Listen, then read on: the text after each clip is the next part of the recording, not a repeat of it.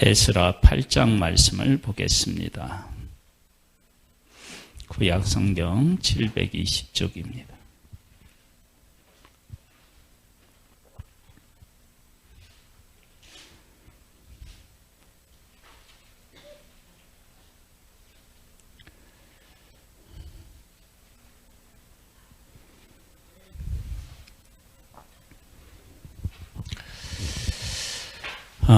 바벨론으로 포로로 잡혀간 이후에 3차에 걸쳐서 귀환하는 일이 있습니다. 제1차 귀환은 스룹바벨의 인도를 받아서 그 예루살렘에 도착해서 성전을 건축하고 그 이후 한 57년 정도가 지난 후에 에스라의 인도를 받아서 귀환해서 영적으로 하나님의 백성들이 다시 회복하고 서는 일, 이런 일에 이제 말씀을 가르쳐서 그 말씀 위에 서게 하는 일들을 하고요. 그리고 2차 귀환 후에 한 13년 정도 지나서 느헤미야의 인도를 받아서 백성이 와서 성벽을 건축하는 일을, 재건하는 일을 이제 하게 됩니다. 그래서 지금은 2차 귀환, 그러니까 에스라에서는 1차 스룹바벨의 귀환과 2차 에스라의 귀환이 기록되어 있습니다. 여기에 지금 8장에 다시 뭐가 나오느냐면 계보, 족보가 나옵니다.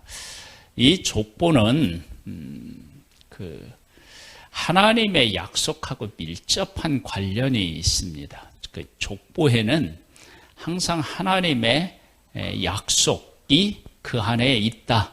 그것을 늘 생각하시고 족보를 보셔야 됩니다. 그래서 마태복음 1장에 나오는 족보에는 아브라함과 다윗의 조선 예수 그리스도의 계보라 그렇게 이야기를 하고, 그러면서 거기에 4명의 여인이 등장하죠. 뭐 마리아까지 하면 뭐 5명이라고 할 수 있죠. 누가 등장하죠?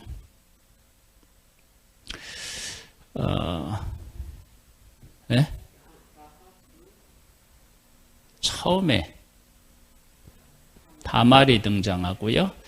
그 다음에는 라합이 등장하고, 그 다음에 루시 등장하고, 그 다음에는 바세바, 우리아의 아내라고 기록하면서 등장을 하고요. 맨 마지막에 이제 마리아가 등장하는데, 이 여인들의 등장을 이렇게 그 족보에 분명하게 기록해 놓으신 것은 하나님께서 이스라엘만 구원하는 것이 아니라 죄인들, 즉 이방인들도 구원하신다라고 하는 하나님의 그 구원 계획을 그곳에 담아 놓으셨다라고 하는 사실을 우리가 알 수가 있습니다. 그래서 이 8장에 나오는 이 계보는 단순히 누가 2차 귀환 때 함께 했다, 그것만을 우리에게 가르치려고 하는 것이 아니라 이들이 바벨론의 포로로 잡혀간 이후로 70년이 지났어요.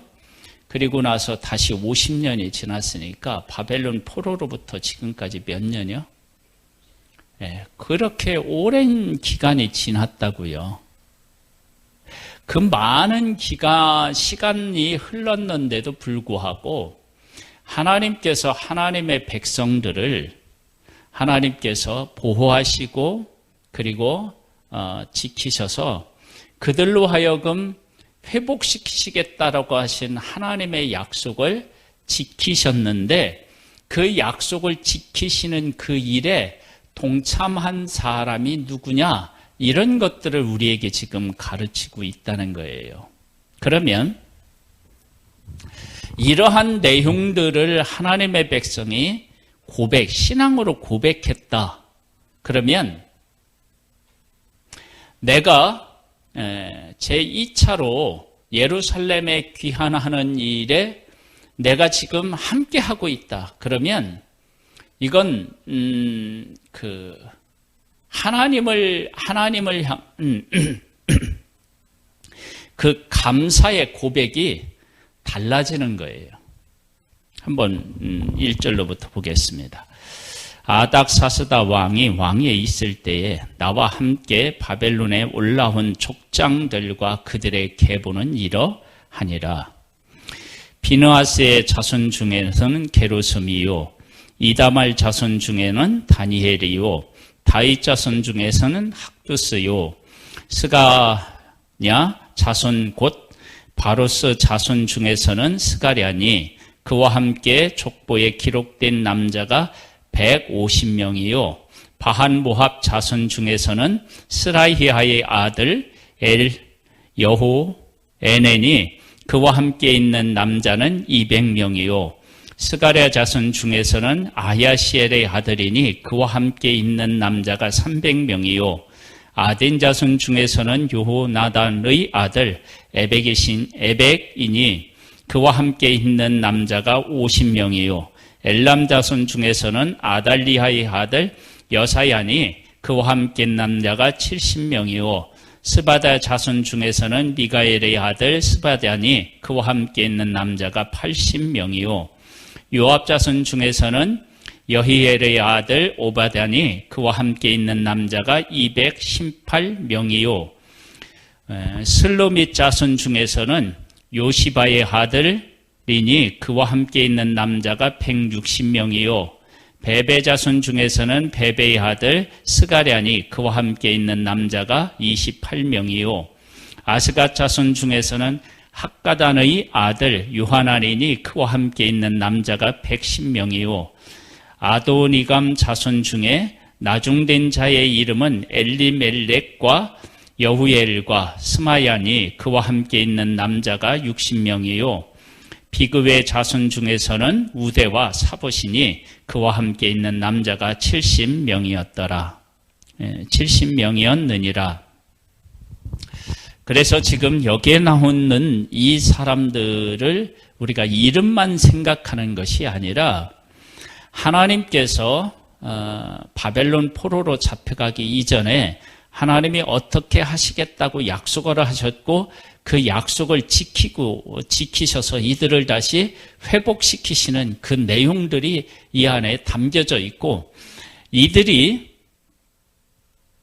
1차 귀환 때는 함께 하지 못했지만 그 긴 세월 또 50년이 넘는 그 긴 세월 동안 믿음을 지키면서 하나님의 약속을 바라보고 그들이 살았다 그리고 승리했다 이런 내용들이 이 안에 담겨져 있는 거예요. 그러면 이러한 모든 사실을 명확하게 인식을 하고 지금 이들이 예루살렘을 향하여 가려고 한다. 그러면 이들이 어떤 고백을 하나님 앞에 했겠어요? 감사하는 마음도 있었고 하나님을 찬양하는 마음도 있었을 것이고요. 그것만 있는 것이 아니고 또 반대편에 있는 내용도 한번 생각해 봐야 돼요. 왜냐하면 이곳에서 예루살렘까지 가는데 지난번에 갈 때는 몇 개월 걸렸다고 했죠? 4개월이 걸렸다고 그랬잖아요. 그러면 4개월이라고 하는 긴 여정을 간다. 그러면 그 가는 과정 속에서 얼마나 많은 일들을 경험하겠어요. 이제 앞으로 나오거든요. 그들을 공격하는 사람, 매복했다가 그들을 급습하는 사람들, 그런 사람들 속에서 하나님이 보호해 주셨다. 그러면 그 먼 길을 갈 때 두려움이 왜 없었겠어요? 거기에 대해서 하나님 앞에 맡기고 막 금식하는 내용들이 또 나오거든요. 한번 볼까요? 내가 무리를 아하와로 흐르는 강가에 모으고 거기서 3일 동안 장막에 머물며 백성과 제사장들을 살핀즉 그 중에 레히 자손이 한 사람도 없는지라. 이에 모든 족장 곧 엘리에셀과 아리헬과 스마야와 엘라단과 야립과 엘라단과 나단과 스가랴와 무슬람을 부르고 또 명철한 사람 요아립과 엘라단을 불러 가시바 지방으로 보내며 그곳 족장 이뚜에게 나아가게 하고 이뚜와 그의 형제 곧 가시바 지방에 사는 느드님 사람들에게 할 말을 일러주고 우리 하나님의 성전을 위하여 섬길 자를 데리고 오라 하였더니 우리 하나님의 선한 손에 도우심을 입고 그들이 이스라엘의 손자 레히의 아들 말리의 자손 중에서 한 명철한 사람을 데려오고 또 세레바와 그의 아들들과 형제 18명과 하사바와 무라리 자손 중 여사야와 그의 형제와 그의 아들들 20명을 데려오고 다윗과 방백들의 레위 사람들을 섬기라고 준 느디님 사람 중 성전 일꾼은 220명이었는데 그들은 모두 지명받은 이들이었더라. 지금 이 15절에서 20절의 이 말씀 중에서 우리가 정말로 이렇게 주의 깊게 들어야 되는 내용이 뭐냐면 레위 자손이 한 사람도 없다는 것을 알고 그 레위 자손을 찾아갔고 그 준비되어 있었던 레위 사람들을 데리고 귀환하려고 했다라고 하는 거예요. 이게 왜 중요하냐? 그러면 이들이 예루살렘에 가서 무엇을 해야 하는지에 대해서 분명히 알았기 때문에 이 레위 사람을 찾았고 이 레위 사람과 함께 갔다라고 하는 것을 알 수 있습니다. 만일에 예루살렘에 가서 자기들이 무엇을 해야 될지에 대해서 명확하게 인식을 하지 못했다 그러면 온 사람들을 데리고 갔어요. 가서 하나님 앞에 제사를 드리려고 했더니 레위 사람이 없어가지고 이거 차질이 생겼어. 그런 일들이 생길 수 있었을 텐데 이 스가랴를 통해서 이렇게 함께 귀환하려고 하는 사람들이 우리가 지금 이 땅에서 예루살렘에 가서 무엇을 해야 하는지에 대해서 명확하게 인식하고 있었다라고 하는 거예요. 그래서 첫 번째 이 계보에는 하나님께서 약속하셨고 그 약속을 지키셨고 그 약속을 지키시는 그 가운데 하나님께서 어떤 일들을 행하셨고 그 행하신 일들 속에서 하나님을 경험하고 만난 사람들이 하나님의 약속을 믿고 예루살렘으로 가야 되겠다라고 하는 것을 고백하는 내용이라면 두 번째는 뭐냐면 하나님께서 우리들을 왜 예루살렘으로 다시 돌아오게 하시는지를 명확하게 인식하고 거기에 맞도록 모든 것들을 준비하는 것을 보게 됩니다. 그러니까 우리들이 하나님하고 함께 이렇게 하나님이 하시는 일, 하나님의 약속하고 함께 하면서 우리가 고백해야 될 아주 중요한 고백들이 있어요.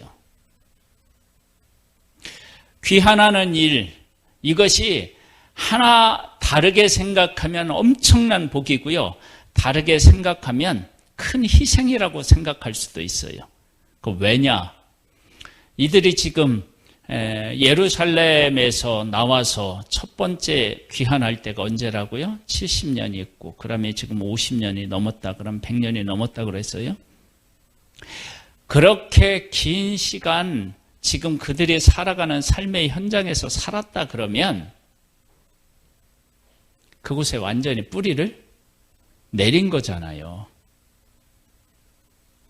그 뿌리를 내리고 그곳에서 사는데 거기에 삶을 정리해서 예루살렘에 가서 또 정착해야 된다라고 얘기하는 것은 이 쉬운 일이 아니잖아요. 그런데 하나님께서 우리와 우리 민족을 선택하시고 선택한 우리 민족이 바벨론의 포로로 잡혀왔지만 그 이방 나라에서 하나님의 살아계심을 우리들에게 친히 보여주셔서 이방 나라의 왕들까지도 하나님 앞에 굴복하게 하고 그리고 이방 신들이 아무것도 아니라는 것들을 세상에 다 보여주시고 그리고 그 승리한 모습으로 다시 예루살렘에 돌아오게 하시는 그 하나님을 생각한다고 하면 자기들이 지금 쌓아놓은 것을 놓고 오는 것, 다 챙겨오지 못하는 것, 그리고 새롭게 가서 고생해야 되는 것, 그거와 비교 안 되는 엄청난 영광을 그들이 지금 누리고 있는 거잖아요. 이런 것들을 통해서 우리는 뭐냐면, 내가 지금 이렇게 하나님의 어떤 일 앞에 딱 서 있을 때 무엇을 깨달아 알고 무엇을 고백해야 되는지에 대해서 우리가 제대로 알아야 되는 거예요. 그리고 우리가 그렇게 이스라엘 백성들이 지금 예루살렘으로 가는데 왜 가느냐? 하나님 앞에 예배 드리는 일이 아주 소중하다는 것을 인식한 거예요. 그래서 레위인들이 한 사람도 없는 것을 다 하고 점검하고, 그리고 그 사람들을 데려오기 위해서 하나님 앞에 기도하고 사람을 보내서 그 사람들을 데려오고 그 사람들과 함께 예루살렘을 향하여 가는 거예요.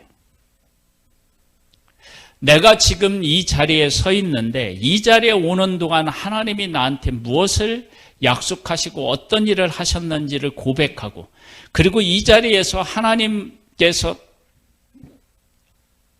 나한테 어디로 가라 하시거나 무엇을 한다 하실 때 왜 그것을 하라 하시는지에 대해서 알아야 지금 내가 준비해 놓은 것 중에 부족한 것이 무엇인지를 깨달아 알고 그것을 준비하고 그렇게 가는 거예요. 예배에 대한, 제사에 대한 소중함을 이들이 알지 못했다. 거기에 대해서 귀중한 것들을 이들이 지금 고백하고 있지 못하다. 그러면 레위인이 왔든 안 왔든 어떻게 해요? 그냥 출발했겠죠. 그런 중요한 것들, 우리가 무엇을 회복시키기 위해서 하나님께서 우리를 지금 예루살렘으로 다시 돌아가게 하는지에 대해서 안 거예요. 그리고 바벨론의 포로로 잡혀왔을 때 무엇 때문에 잡혀왔는지를 안 거예요. 하나님 앞에 예배 제대로 못 드리고 하나님의 약속과 뜻을 제대로 자기들이 살아내지 못하고 그것을 중요하게 여기지 못한 그런 것들에 대해서 알았기 때문에 돌아갈 때는 그것들이 회복된 것들을 안고, 그리고 더 회복하실 하나님의 약속을 믿고 가는 거란 말이에요. 그 다음 한번 볼까요?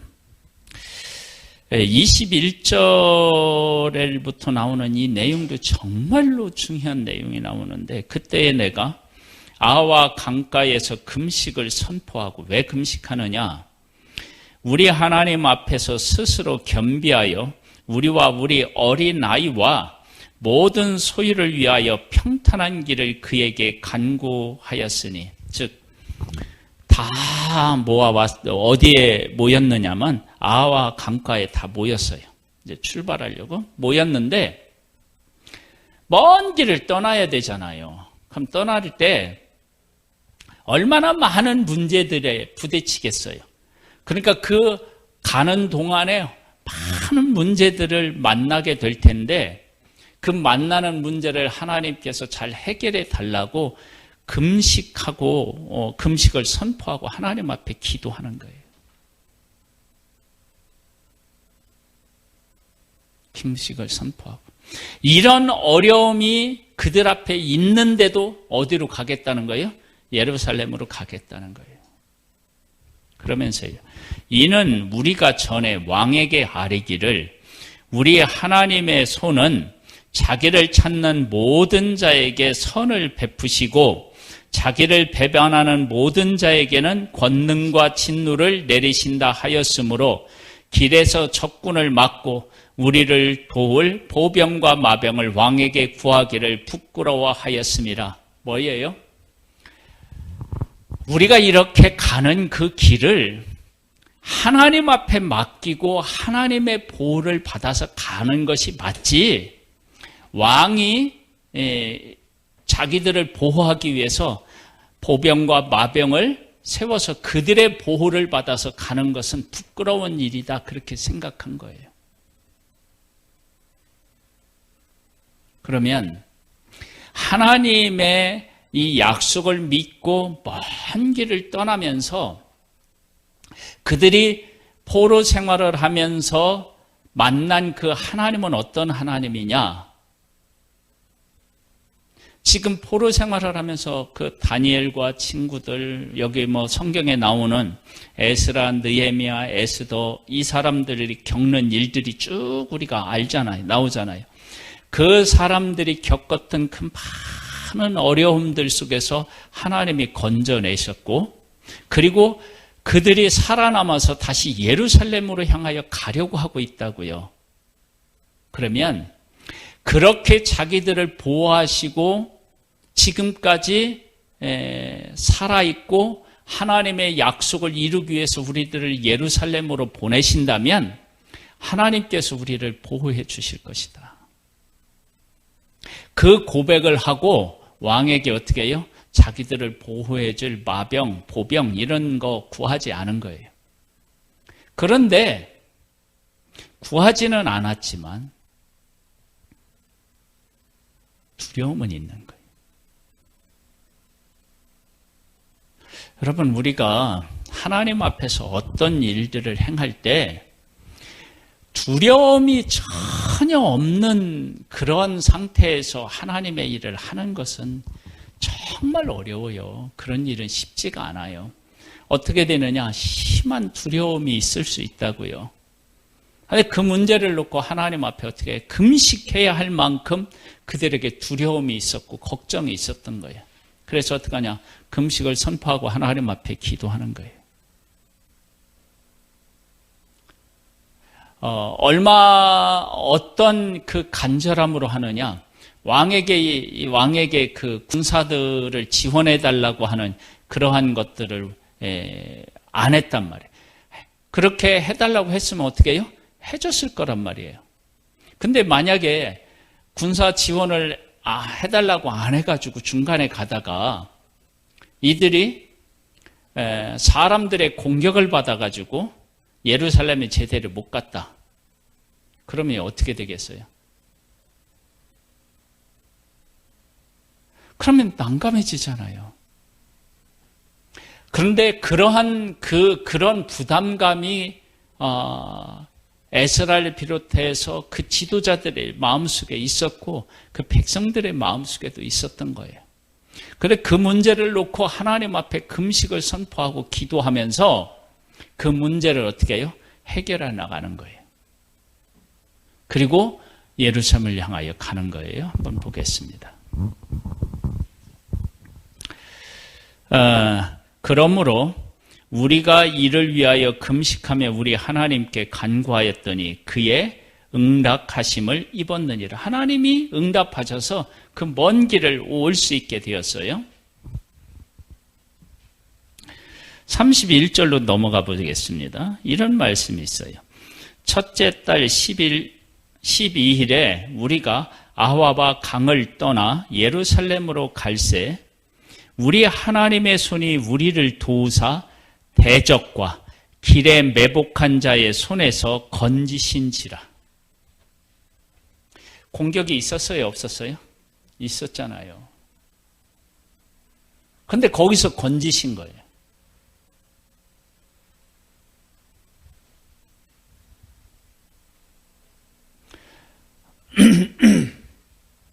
하나님의 백성들이 하나님의 약속을 이루어가는 과정에 우리가 믿음으로 고백했다고 해서 우리에게 어려운 일들이 막 홍해가 쫙 갈라져서 막 이렇게 된 것처럼 그렇게 있는 게 아니라 이렇게 있는 거예요. 이 애굽 사람들이 이스라엘이 애굽에서 나왔어요. 그랬더니 뭐가 가로막혀 있어요? 홍해가 가로막혀 있는 거예요. 홍해가. 근데 그 가운데 길을 내고 건너면서 어떤 일이 생기느냐? 이스라엘 백성은 구원을 받고 애굽 군대는 거기서 수장되는 거예요. 그런 것들을 지금 바벨론에서 돌아오면서도 경험하는 거예요. 그렇다면 우리들이 이러한 일들을 보면서 우리가 이제 깨달아 알아야 될 게 뭐냐? 그러면 교회가 어떤 일을 향하여 믿음으로 나아가자. 그리고 기도하고 나아갔어요. 그때 교회가 어떤 일을 계획해놓고 나아가는데 앞에 엄청난 어려움들이 놓여 있어요. 그때 이러면 안 된다는 거예요. 그거 봐라. 우리가 이거 하지 말자고 하지 않았느냐. 에? 그때 안 했으면 이런 어려움도 없었을 텐데, 이거 괜히 이거 해가지고 이런 어려움이 있는 거 아니냐? 이러면 안 되는 거예요. 그러면 아무것도 못 하는 거예요. 만일에 왕에게 군사를 요청을 해갖고 군사의 보호를 받아서 예루살렘까지 왔다. 그러면 온실 속의 화초처럼 하나님의 백성들은 하나님의 보호하심, 약속을 이루심, 이런 일에 대하여 살아있는 그 하나님을 만나지 못했을 거예요. 하나님은 우리들이 가는 길을 그렇게 고속도로 닦아놓은 것처럼 쫙 따놓고 가라고 하시는 게 아니에요. 어떻게 가라고 하시느냐면 꼭 그 안개 속을 가는 것과 같아요. 안개는 어떠냐면 저기 가보면 하나도 안 보여요. 근데 한 발짝 두 발짝 앞으로 나아가면 이 안개가 어떻게 해요? 물러가는 것처럼 느껴지잖아요. 그렇죠? 하나님께서 우리를 인도하실 때 우리에게 그런 어려움이 있다고요. 근데 그 어려움이 있다고 해서 불평불만하는 게 아니고 하나님께서 이미 약속하셨고 기도에 응답을 해줬으니까 그걸 믿고 나아가는 거예요. 그리고 그 중간에 있는 일들은 누가 또 하나님 책임져 주시냐? 하나님이 책임져 주시면서 하나님의 살아계심, 약속을 성취하시는 그 하나님을 그 길에서 또 만나는 거예요. 그게 이제 우리들이 가는 길인 거예요. 우리들이.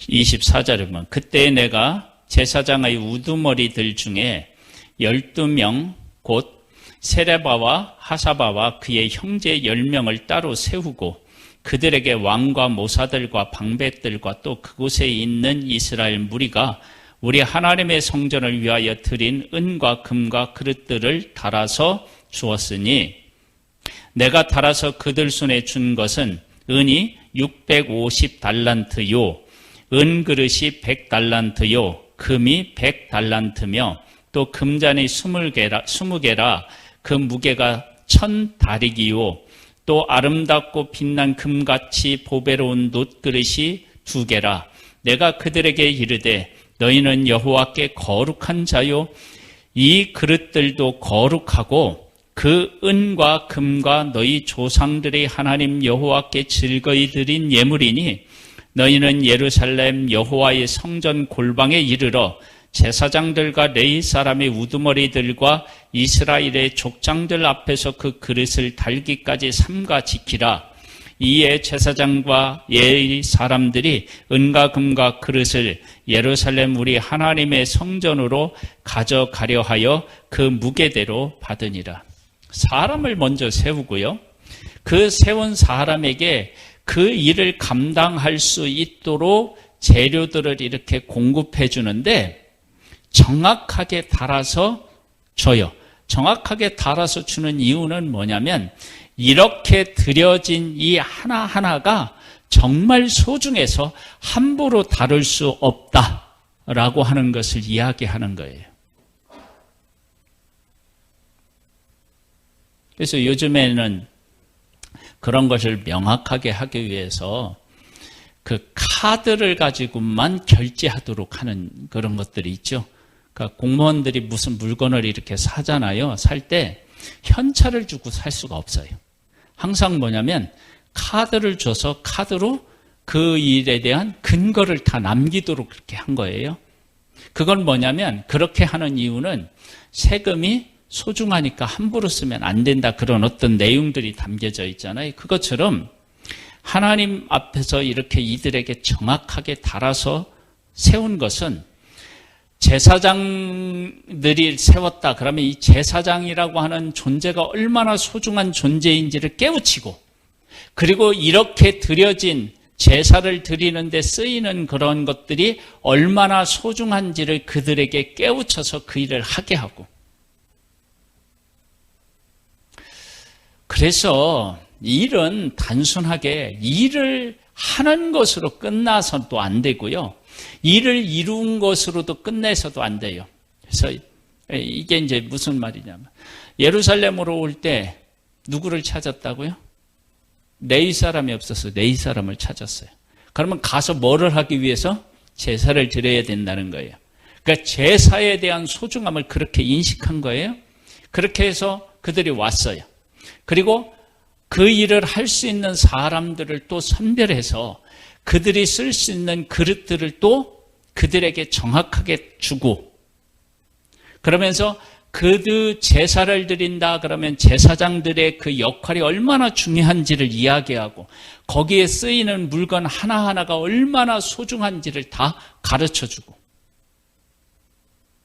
그러니까 이스라엘 백성이 먼 나라 이방 나라에서 예루살렘으로 돌아오는 그 한 가지가 전부가 아니라, 그렇게 돌아오는 과정 속에서 예전에 자기 조상들이 하나님 앞에서 잃어버리고 망가뜨렸던 그 모든 것들을 하나하나 다 회복하고 온전히 세우는 그러한 과정들을 거쳐서 회복을 이루나가는 그 모습을 보게 되는 거예요. 그러니까 우리들이 교회를 세우는데도 이러한 것들이 사실은 필요한 거예요. 이런 것들에 대해서 우리가 제대로 알지 못하고 그런 것들을 이루어내려고 하는 그런 근본적인 것들을 이루어내려고 하는 마음, 그것에 대한 소중함을 모르면 이스라엘 백성이 다시 회복하면 뭐예요? 다시 문제를 안고 그 문제 때문에 또 넘어지게 되어 있는 거라고요. 그런 일들을 명확하게 인지한 겁니다. 자, 31절 또 보면은요, 첫째 달 12일에 우리가 아하와 강을 떠나 예루살렘으로 갈새 우리 하나님의 손이 우리를 도우사 대적과 길에 매복한 자의 손에서 건지신지라.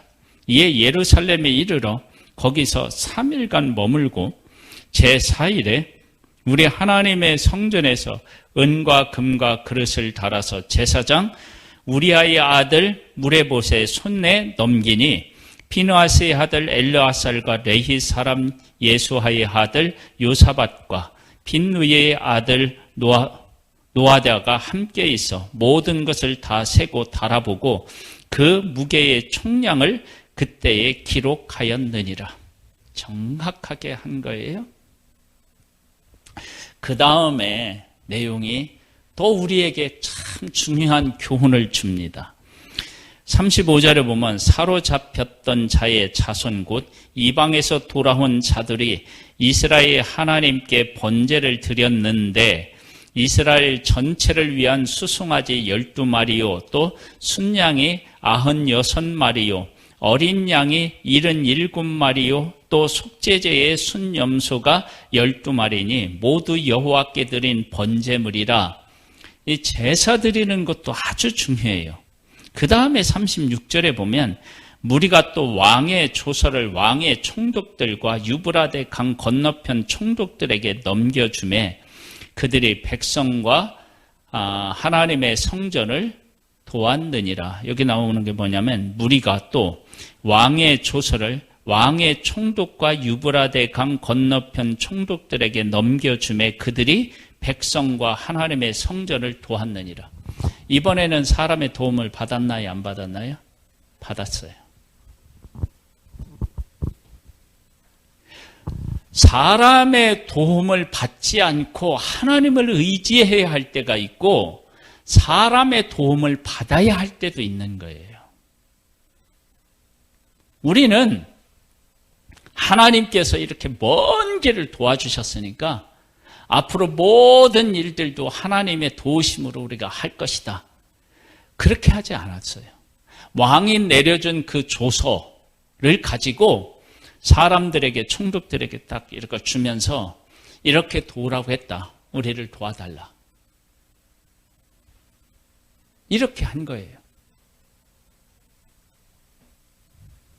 이렇게 하는 것이 얼마나 하나님을 의지하고 그러면서도 교만하지 않는, 하나님의 은혜로 받는 그 겸손함이 같이 있는지를 알 수 있는 거예요.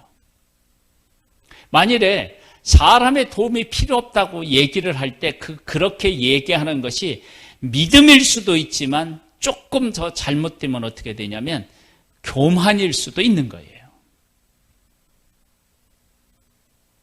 그래서 에스라를 비롯해서 이렇게 귀한한 사람들은 믿음으로 고백해야 될 일은 믿음으로 고백하고, 하나님께서 아닥사스다 왕의 마음을 감동해서 그를 통해서 조서를 내려주었을 때 그렇게 내려준 하나님의 은혜에 대해서 감사할 줄도 아는 그런 믿음의 사람으로 사는 거예요.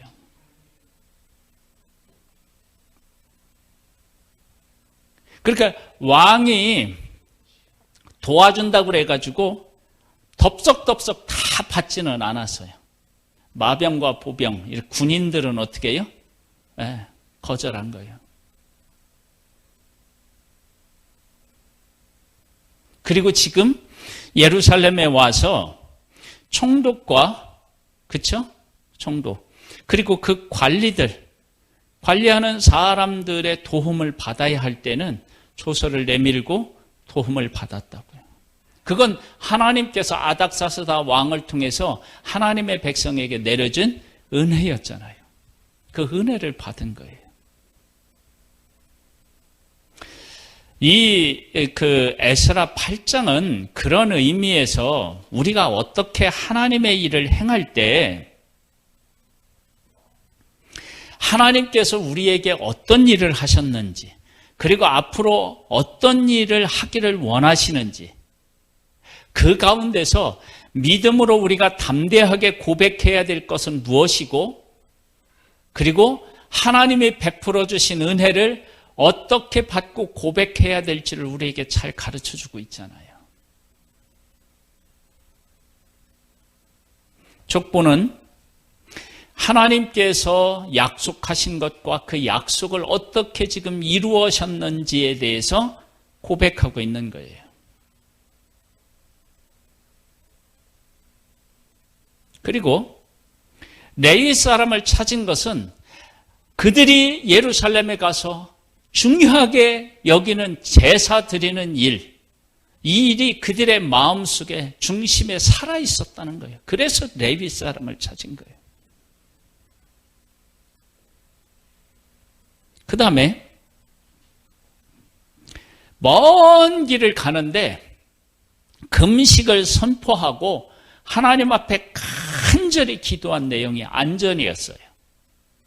그건 엄청난 모험이었다고요. 그런데 그 일은 하나님 손에 맡기고 도움을 청하지 않아요. 우리가 가장 어렵고 힘든 일들 앞에 섰을 때 그 일을 하나님 앞에 맡기고 사람을 의지하지 않는 것이 필요해요. 그 다음에 성전에서 제사장들, 그 일을 감당하는 사람들에게 너희들이 얼마나 소중한 존재이며 너희들이 하는 일이 얼마나 소중한 일인지를 가르쳐 주고요. 그리고 그들이 쓰는 물건들을 정확하게 주어서 그 하나하나가 얼마나 소중한 것인지를 깨닫게 합니다. 그리고 이들이 그렇게 하면서 하나님의 살아계심을 경험하고, 그리고 그렇게 자기들이 막 믿음으로 위대한 승리를 얻었음에도 불구하고 마지막에는 총독들과 관리들에게 조서를 내밀어서 하나님께서 아닥사스다 왕을 통해서 자기들에게 베풀어 주신 은혜를 고백하는 거예요. 하나님께서 조서를 내려주셔서 이렇게 그들로 하여금 우리를 돕게 하셨다. 그럴 때 그들이 어떻게 되냐면 감사한 거예요. 하나님을 찬양한 거예요. 하나님 이들을 통해서 우리를 또 돕게 해주시니 감사합니다. 그래서 담대할 때는 담대하고 하나님 의지해야 될 때 의지하고 하나님의 베푸시는 은혜에 대해서 또 이렇게 찬양하고 할 때는 또 찬양하고 이런 것들이 조화를 이루는 거예요.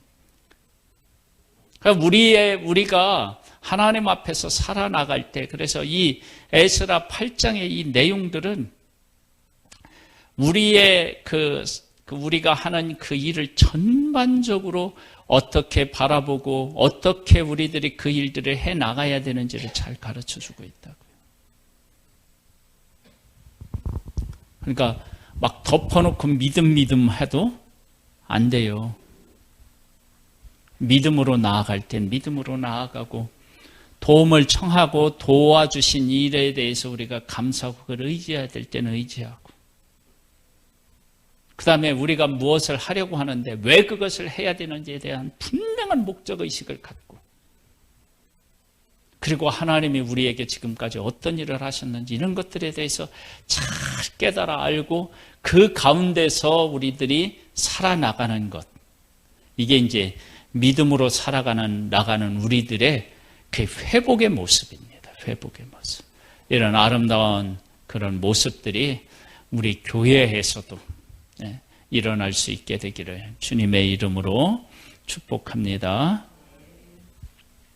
하나님 아버지 감사합니다. 오늘도 귀한 말씀을 통해서 우리에게 찾아오시고 우리의 부족한 것, 연약한 것을 말씀을 통해서 깨닫게 하시고 그리고 하나님의 약속을 이루기 위해서 우리가 무엇을 또 잘 준비해야 되는지를 가르쳐 주신 하나님 감사함을 드립니다. 믿음으로 아름다운 교회를 만들어가는 귀한 역사가 우리 교회에 있기를 원합니다. 하나님 아버지께서 지금까지 함께 해주시고 앞으로도 또 큰 은혜를 베풀어 주실 하나님을 찬양하오며 그 귀한 일들을 우리 모든 성도들과 한마음이 되어서 이루어갈 수 있게 되기를 원합니다. 감사함을 드리옵고 예수님의 이름으로 기도드립니다. 아멘.